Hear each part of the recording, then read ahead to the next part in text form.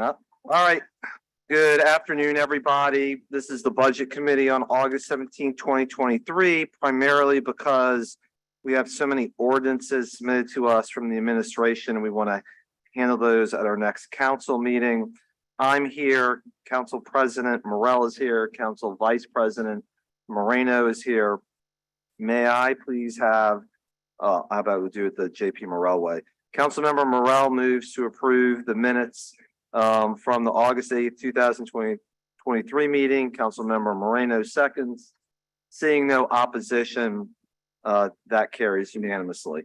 All right, we'll move to item number 3 now, which is Councilmember, I apologize. We have an online comment on the minutes. Oh, please. The commenter's name is Andronette Scott and is for informational purposes. As the council moves to approve the minutes from the Criminal Justice Committee meeting, I would be remiss not to bring the attention to the council and community at large one of the best tools that our community has to work proactively to create the conditions that do not lead to criminalization of our community members so they are not forced to contend with the violence of the carceral state, a robust and functioning library system.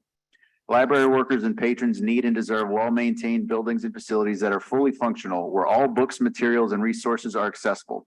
This means that the power must be on, air conditioning and heating systems must be functional, and there must be full access to restrooms, elevators, internet, and technology equipment operating at full capacity. Our library spaces should meet the needs of all community members with ADA compliant buildings with wheelchair ramps, language access, all free from criminalization of our children, families, and residents. Currently, the elevator at the main library is inoperable, and this is unacceptable. It needs to be repaired now. In the face of ongoing natural and man-made disasters, libraries are a necessary public space that should be prepared places of refuge with backup power sources, inclusive of emergency backup generators and up-to-date equipment. During a record-breaking summer with consistent excessive heat warnings that have resulted in dangerous to life temperatures, the city of New Orleans needs to follow through with its previous designation of the 15 New Orleans public libraries as cooling stations, where all community members can escape the oppressive heat. Keller Library in Broadmoor was named after Rosa F. Keller, who fought for the right for all community members to have access to the New Orleans Public Library. Now Keller Library is an example of the very lack of access that Rosa Keller fought against. Maine, Nix, Keller, Ladder, Children's Resource Center, and other libraries have all had multiple closures in the last 3 months. This is not acceptable. We demand unfettered access to fully operational library space and resources for all residents of New Orleans. Opening the library should be a priority for the city of New Orleans and the library board. Residents of New Orleans need efficient procurement of necessary equipment and repairs when needed as a priority. The air conditioner must work. Improved solutions towards allocating funds to achieve facility upkeep. The elevator must be repaired ASAP. Creative thinking to get the needs of the community met under daily and emergency conditions. Emergency power must be made available now and at all times. Equipment and repairs to be attended to ASAP. The funding is available. The city of New Orleans and the library board must stop the delays and take immediate action. We know that with will and action, this can be resolved this week. No more excuses. The time to get our libraries open is now. We are currently in hurricane season and ever increasing rises in temperatures. We need our libraries open and ready to serve the needs of our community now. That's the comment. All right, Councilmember Morell. Yeah, I just want to say for the record, I'm sure you're watching, we 100% agree with you, which is why we have repeatedly asked and remain awaiting the library's plan to spend its $30 million surplus. So I agree, all the measures you just suggested need to be priorities. And this council stands ready and willing when the library comes up and shows us their capital plan. We will approve it to get those items done post haste. But as I said, they are sitting on a $30 million surplus to address those issues. Thank you. Yeah, and the only other thing before we get to item number 3, the comment is, I know Councilmember Moreno passed a dashboard about the city blighted properties. I think we probably are going to need to pass a motion or something about where the maintenance is in the city buildings right now. I mean, I'm not kidding, but when we've now had criminal court, libraries, NOPD, NOFD, all without air conditioning at this moment, you can't exist and function properly without air conditioning in the dog days of summer. All right, we'll move to item number 3 now. This is to appropriate unspent funds to the law department. And as I understand it, to increase the settlement and judgment payments. Remember, initially, the proposed amount for settlements was $2 million. In working with the administration, the council asked for another $7 million. That's $9 million total for calendar year 2023. And then this would be an additional $3 million to help reduce this, I think, close to $37 or $38 million of the settlement list with that 12 million. I may be wrong, Mr. McNamara, but I think, am I wrong about what the bottom line number is? I said, the last number we heard on total amount of settlement was 37 or 38 million. Okay. As things have gone down. Okay. So that's what this does. I have 2 comment cards. Everybody will have 2 minutes to speak. Mr. White, I know you were going to be here on this item, and Maxwell Sheardulo as well. Good to see you, Mr. White.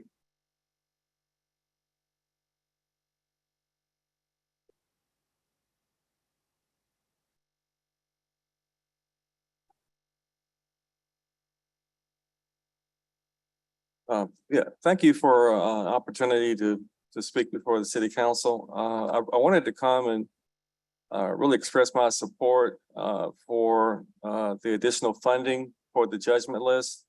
I think that the efforts that the mayor, the administration, and city council was doing to make progress on the judgment list and paying those balances down, I think that is very helpful. I did want to speak a little bit also to the issue of how long it takes to pay judgments for the city of New Orleans, especially state court judgments. And I attended the meeting on June 30th, and there was a conversation about federal judgments. And I think the CAO said that federal judgments are paid within 30 days, no later than 60 days. And generally, there's usually no interest due because the judgments are paid timely. And you compare that to the judgment that my company has, as well as 508 other judgments on the list. My judgment is 20 years old, and we're still struggling to figure out when we would get paid. The current balance on the judgment backlog list, based on our calculations, is about $33 million. And there are 508 judgments on the judgment list. At the meeting in June, I think 30th, Dan McNamara said that the judgments through 2017 would be paid last month, those that would be paid. And then the city would start paying the oldest judgments starting at the beginning of the list. And I thought that maybe today that the law department would give an update on the progress from the meeting on June 30th, the progress on paying down through 2017, and whether they have started making offers of payments for the oldest on the judgment list. We have endeavored to have a meeting with the city attorney's office since the March budget meeting. We've reached out to the city attorney. We've had couple of sidebar conversations in the hall after budget meetings, but our attempts to actually have a sit-down meeting with the law department to negotiate a settlement or a judgment, we really haven't had any success with getting anything like that to move forward.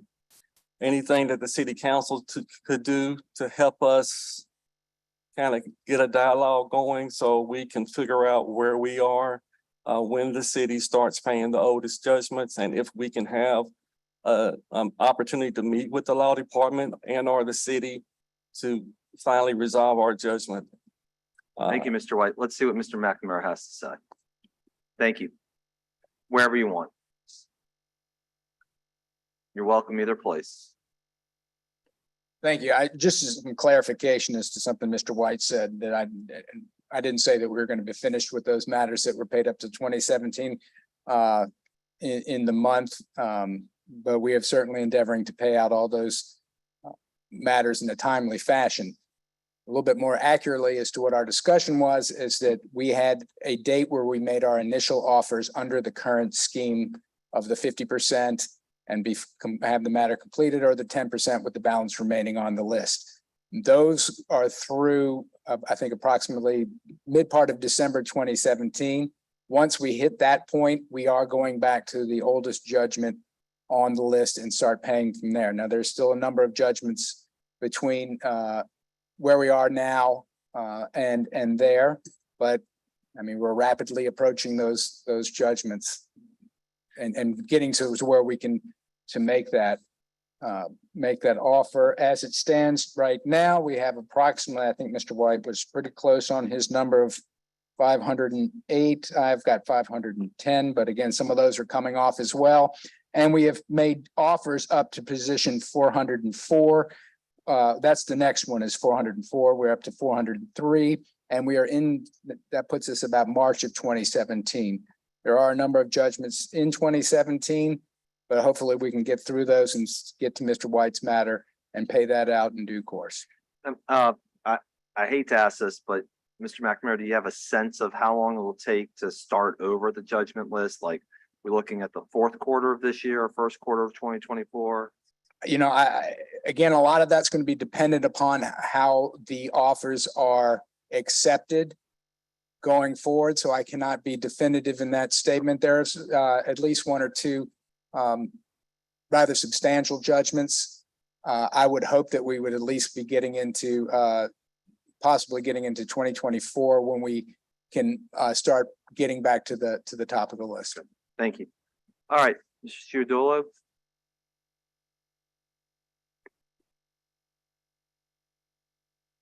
Thank you, Chairman, members of the committee. Maxwell Perdo, Louisiana Fair Housing Action Center. I'm as confused as you about, as a housing advocate, while I'm up here commenting on random budget ordinances about the law department. But when you start poking around in the budget for money for affordable housing, you find all this really vague and confusing language. And in particular, I was really confused about what unspent funds are.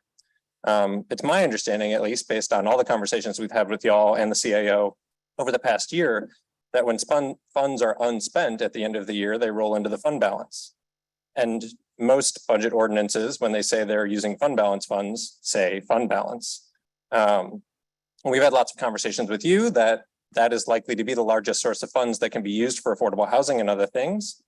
And so, you know, I have to wonder, are people avoiding using that term so that they can just slip ordinances past us? Or why are we calling things unspent funds, or what are unspent funds? Is it just more, it just continues to be vague, opaque, and hard to follow at every step of the way. And I know, Councilmember Giarrusso, that you have put a lot of time, and your staff puts a lot of time into trying to explain this and make it as transparent as possible, but it is really difficult to follow.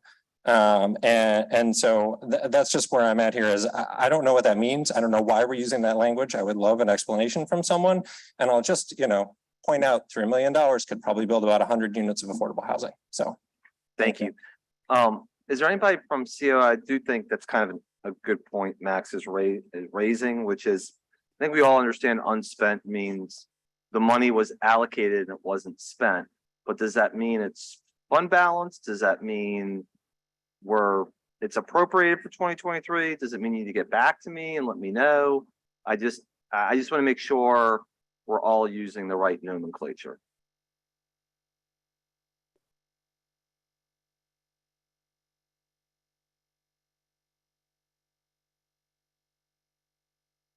So for this one, for unspent, good afternoon. Good afternoon.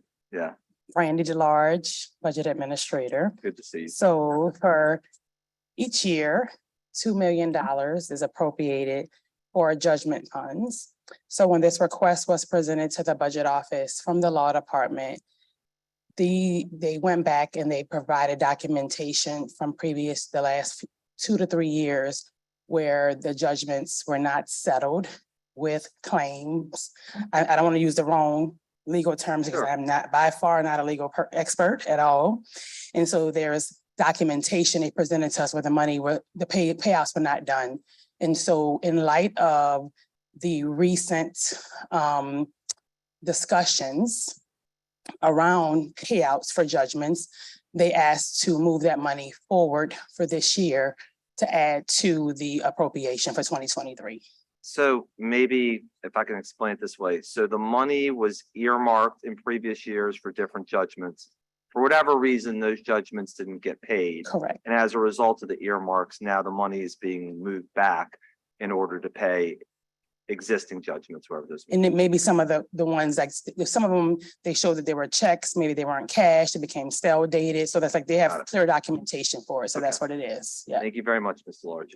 you're welcome. Do we have it? And thank you, for everybody for being here too. Mr. Harang, any online comments? None? All right, with that, then I'll move for approval. I know. Hold on 1 second. We're gonna stand at ease.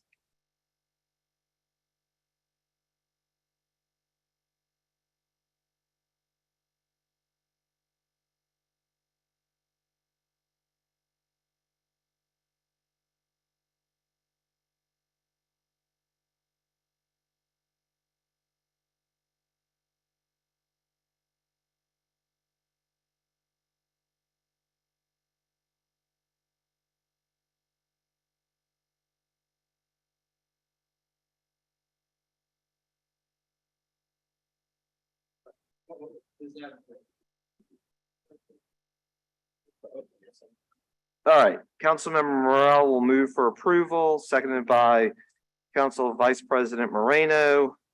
Seeing no yay, no nays, that carries 3-0. All right, next item are calendar numbers 34296, 297.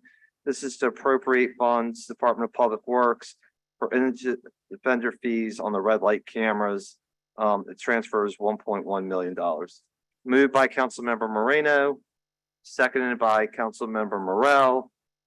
Seeing no opposition, that carries 3-0.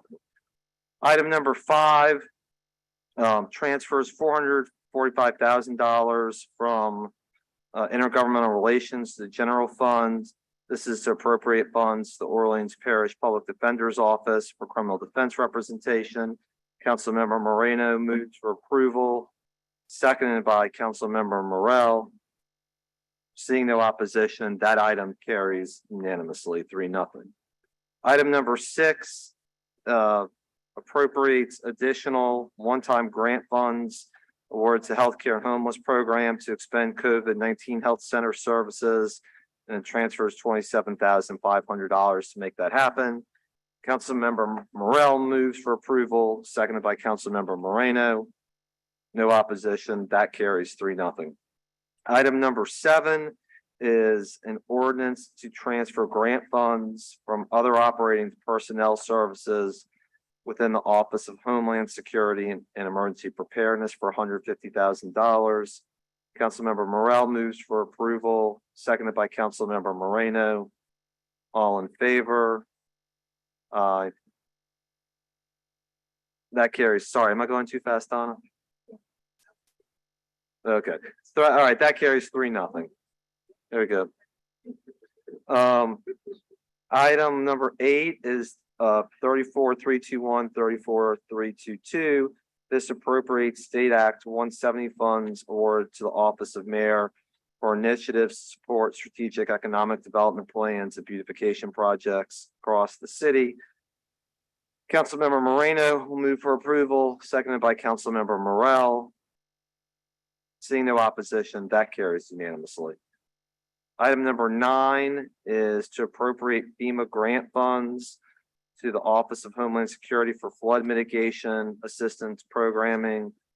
Councilmember Morel moves for approval, seconded by Councilmember Moreno.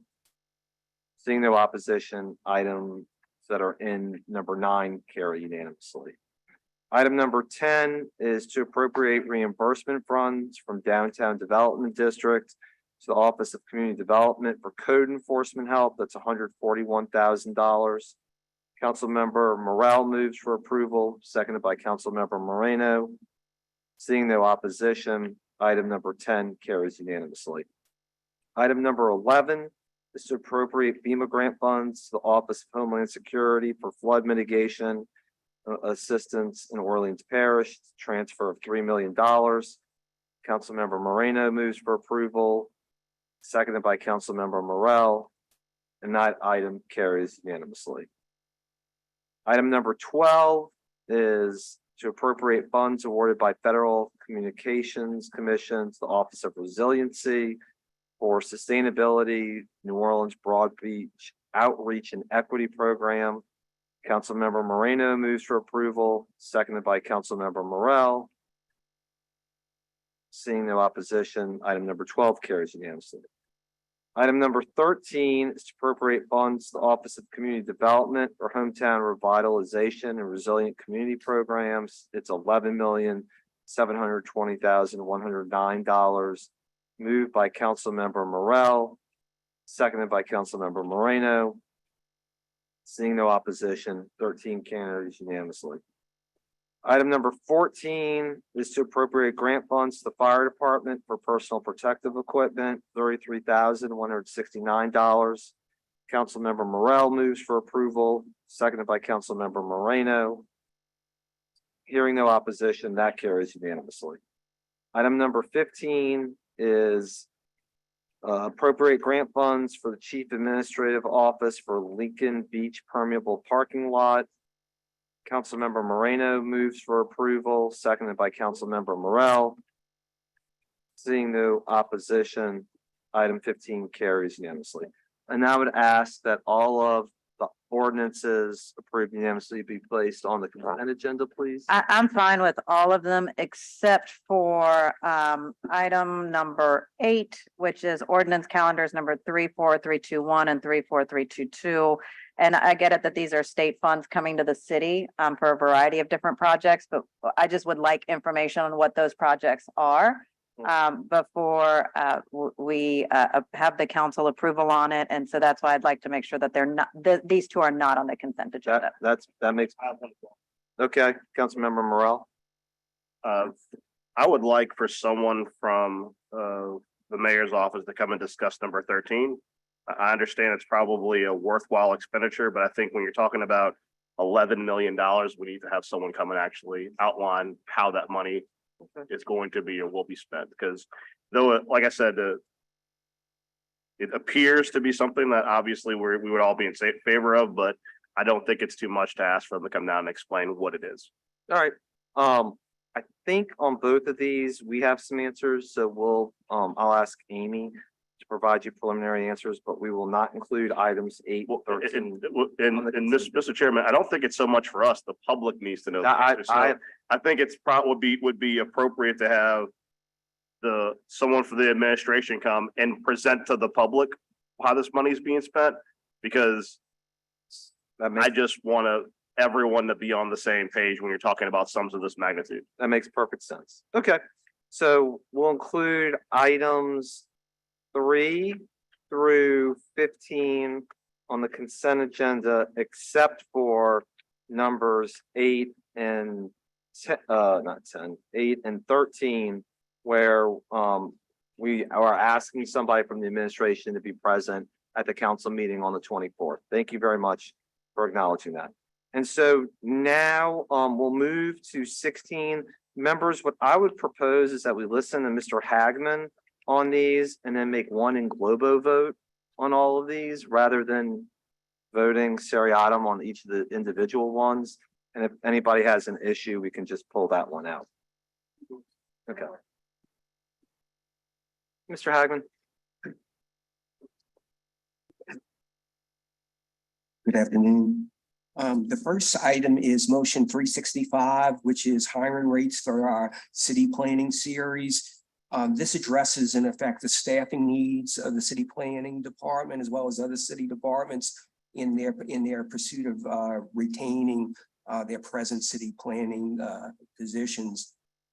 This on average would be about a 15% pay increase in a job classification for the whole series. The second item is motion 366, which is hiring rates for the building inspector series. This is specifically designed to address the city to be able to recruit internal candidates. Right now, a lot of inspectional work is being outsourced, and this is an attempt to restore these classifications back to the city employee, and it will essentially save in the long run because of what contractors are paid to do this type of work. The next item is motion 367, which is hiring rates for our plumbing inspector, for our plumbing classifications.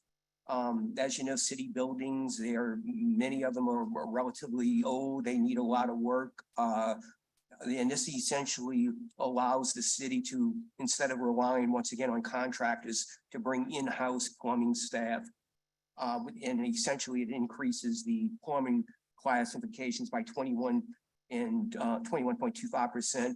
We've also created a training class that city will be able to bring in people, train them in order to get their license and become a regular city licensed plumber.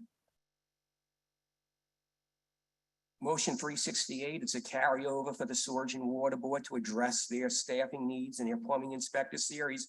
And this too carries a similar increase of 21.25%. Motion 369 is a new job classification for the finance department. This would be in their purchasing division. This would create a first line supervisor consistent with the other bureaus of finance. It would be at pay grade 88. The title would be purchasing supervisor, would have a hiring rate of 70,643. And if they decided to hire above the minimum, a person could be hired at 78,024 a year. Motion 370, a couple of months ago, the council approved the hiring rates for the code case specialist. This is a carryover for the regular inspectors who do code inspectional work. This is basically on average, we'll give individuals in these classifications 17.5%, and that will be very competitive with the labor market for these type of positions. Motion 371 is a new rule, and basically it's an amendment to the sick leave rule where it will allow employees the ability to use sick leave for providing medical related assistance for immediate family members. Right now, the rule is sick leaves only for the individual. This will extend it for in an additional way to be able to provide medical assistance for immediate family members. Motion 372 is hiring rates to the Juvenile Justice Center. It's two classifications. It's its training coordinator as well as its residential life superintendent assistant. It's a 15% increase for both of these classifications.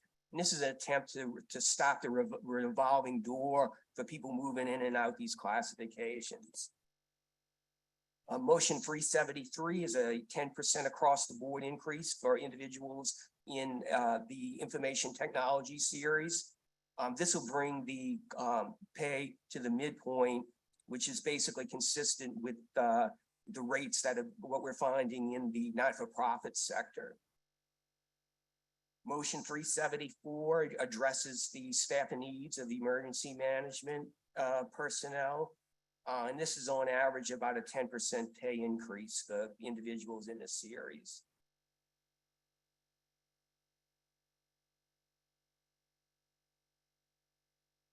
All right, council members, any questions about any of these items? Mr. Harang, do we have any online comments? All right, why don't we see if we can get Councilmember Moreno for 1 second, just to establish quorum purposes. And then what I would propose is that we vote on M23, 365 through 374 as a single in globo motion. If it passes unanimously, that gets placed on the consent agenda as well. Thank you, Mr. Hagman, for your presentation and time.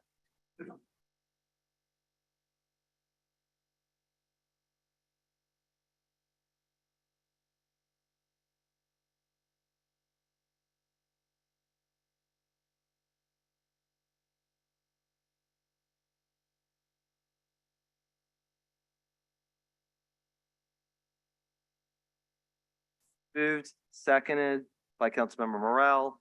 3 yeas, no nays. All right, thank you very much, and we'll move on now to the budget reports.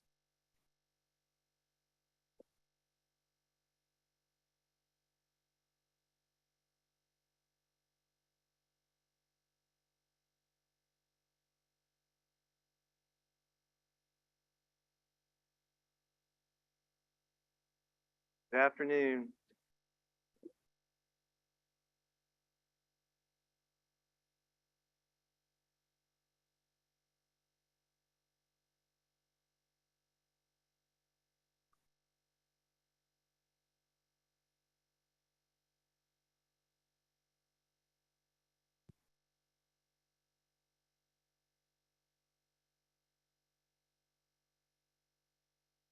Good afternoon again. Good afternoon. On behalf of our chief economist, I just present to you our revenue numbers. If you have any questions, you can share them and we will get back to you. Thank you. Anything you have for that. Thank you. All right. I mean, just, I guess, Mr. Large, try and make this go fast. And not because I'm trying to rush, but because we have the information, it gets posted online. Is there anything we should be mindful of, either being more successful or less than we would have anticipated at this point on our collections? No, not yet. And he's gonna have some more detailed information as we come up to the REC. Yeah, he's gonna have some more detailed information to share with you. For that, Okay. yes. All right, that sounds good. Okay. So that's revenue collections. What about personnel? And so I have with me, you've seen her, but you'll get to hear from her a little bit today. Kimberly Warren is going to go over that personnel projection. Okay, Good afternoon. good afternoon. So as we see that we do have some deficits and surplus on our personnel spending projection report. We are working with departments and the centralized HR to help with the staffing needs of the departments. So we're just monitoring the data. Can I ask about this for a second, and maybe we can come back and deal with this? NOPD shows a deficit, but we're down 300 officers. The budget's built for like 1,150 or 1,200. We haven't hired all the civilians, so I don't understand why we're in the red and not way in the green.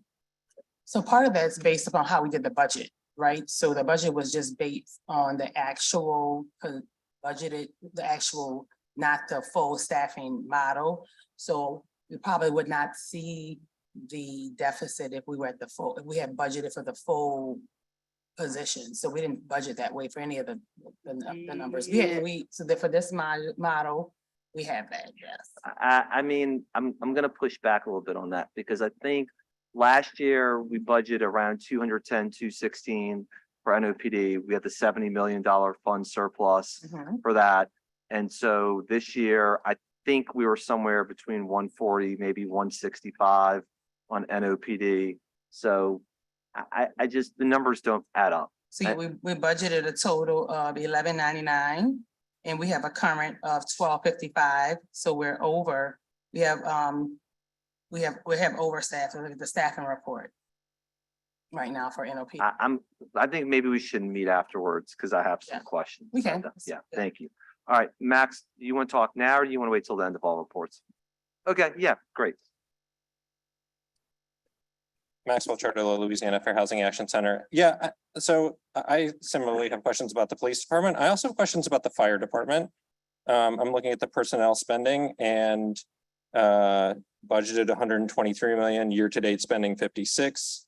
That suggests, again, if we continue spending at the level we're spending, we should actually have a surplus at the end of the year around $10–12 million. It says there's going to be basically none. It also doesn't make sense if you look at the vacancies for the fire department. It says we have like 39 more people hired than we actually budgeted for. So how is it that we've got additional people on staff, but we're not spending at the level that we're supposed to be spending at?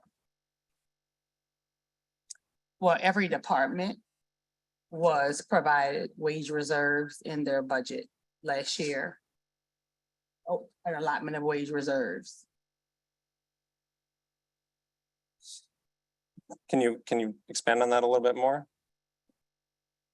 So each department, so for the fire department who you're asking about, they were budgeted for 598 because at that time they had 598 on staff at the time. So their full allotment could be 637, 650. So they were given a certain percentage of wage reserves dollar amount. So the dollar amount is a dollar amount, you're looking at people, so that could be a different, they don't match up dollar for that piece. But you're saying that they were given so much additional money. To hire above their budgeted positions, correct? Okay, Yes. but then can you then explain why?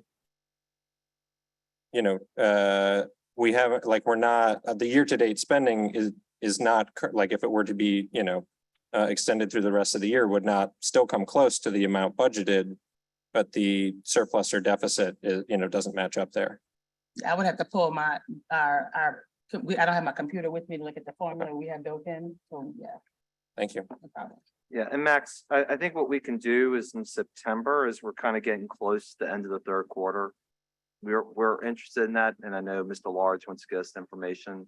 So Yeah. go over that a little bit more, because I think you're implicitly doing what I'm doing, which is trying to understand if where there might be some fund balance this year. Yeah.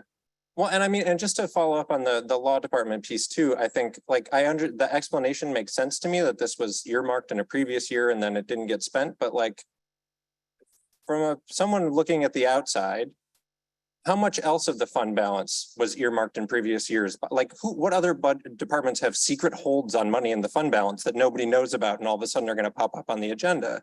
Like how is anyone on the outside trying to keep track of what that money is and what it's for is supposed to know that? So. You know, we trust this, we get it, particularly when it comes to capital spending and bond issuance. It's hard to piece together. Okay, Mr. Large, you want to go back to now operating expenses?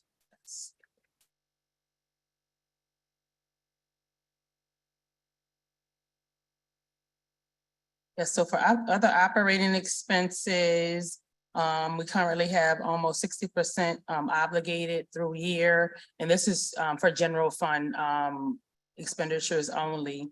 And so this is a time right now, as you know, we're in the budget development process with most departments. The community meetings have ended, so departments are working to wrap up some of their budget pieces.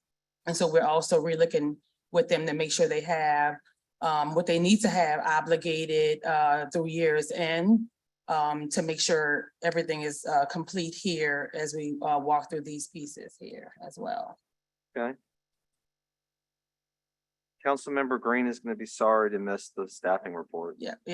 So the staffing report. You're here. Oh, so. I'm surprised he's not giving it. And so again, so the staffing report is based upon what was budgeted for 2023.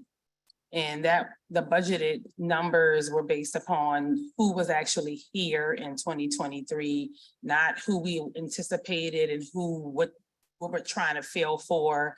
And again, departments were provided wage reserve amount so they can continue to have that room in their budget to continue to hire necessary positions. And so this report does show that 99% of positions, budgeted positions were filled. But if we look at detail, you'll see some positions where there's a negative number, which means that those have gone over their budgeted positions, which is a good thing in certain instances, right? So they've dug into their wage reserves and they've been able to get some of those positions filled as well. So on my way down, I did run into our assistant CEO of human resources, and they have been interviewing for the recruiting supervisor and specialist positions, which I know is helping with some of these efforts to help get that done as well. So we'll probably see some different shifts and changes with how this is going to be presented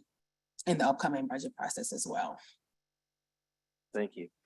The next pages are just details on the previous pages for informational purposes. And then the last is just all the funds. The funds and the fund balance, Okay. And fund balances, excuse me. Yes. I'm sorry, say that one more time. I said fund balances. I said singular, but it's actually Yes. plural because there's multiple fund balances. There are multiple fund balances, okay. And then would this reflect in the fund balances money that the city got in the legislative session or not be up to date yet? This only goes through June the 30th, so that Okay. came after, I believe, right? So I mean, I have posted, yes, so that should be the next report, we should see that. Okay, great. Okay. All right, does anybody have any questions about any of the remaining materials? All right, No, but I do have a comment about Yes, sir. the, I just came from an event, a recruiting event. There was a robust, participation at the New Orleans Baptist Theological Seminary, people walking in, finding out more information. It was good. I'm glad to see minuses wherever they are relative to employees, because I remember where we were just a year ago. So to those departments that have ramped up hiring and to the city council that has made the money available, those things are resulting in more services being provided to our citizens. What the police have done in the area of civilian hire is just great. And I was pushed very much by this council, and I think it's working in some respects. The jury is out on the relationship of that hiring to the decrease in the violent crime rate that's going on in our city, but our officers are being freed up to do things that they weren't able to do before those hires were in place. So I do want to thank everybody associated with the hiring and also our citizens for recognizing that city government, New Orleans city government, is a good place to work. Retirement benefits, good salaries, no jobs pay fewer than $15 an hour. And also it's kind of a family atmosphere in some respects. I want to encourage employees to recognize that there are still job opportunities available with the city. So thank you all for your work Thank and the you. council for its work. thank you all very much for being here. We appreciate it. All right, so Councilmember Moreno has moved to adjourn, seconded by Councilmember Green. Seeing no opposition, 4-0, we stand adjourned. Thank you all very much, everybody. Thank you.